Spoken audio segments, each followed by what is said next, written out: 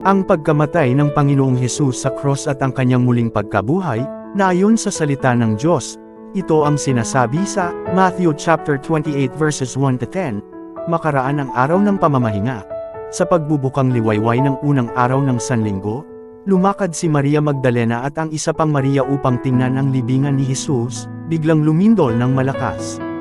Bumabmula sa langit ang isang anghel ng Panginoon, iginulong ang batong ni katikip sa libingan at umupo sa ibabaw niyon, ang kanyang mukha ay nakakasilaw na parang kidlat at puting-puti ang kanyang damit, nang ineg sa takot ang mga bantay nang makita ang anghel, at sila'y nabuwal na parang mga patay. Ngunit sinabi ng anghel sa mga babae, "Huwag kayong matakot, alam kong hinahanap ninyo si Jesus na ipinako sa cross, wala na siya rito sapagkat siya'y muling nabuhay gaya ng kanyang sinabi. Halikayo't tingnan ninyo ang pinaglibingan sa kanya, magmadali kayo at ibalita sa kanyang mga alagad na siya'y muling nabuhay. At papunta na siya sa Galilea.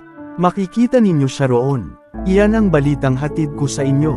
At dali-dali nga silang umalis sa libingan na may magkahalong takot at galit, at patakbong pumunta sa mga alagad upang ibalita ang nangyari, ngunit sinalubong sila ni Jesus at sinabi, "Magalak kayo." Lumapit sila sa kanya, hinawakan ang kanyang mga paa at sinamba siya, sinabi sa kanila ni Jesus, "Huwag kayong matakot. Magmadali kayo't sabihin sa mga kapatid ko na pumunta sila sa Galilea, at makikita nila ako roon." Amen.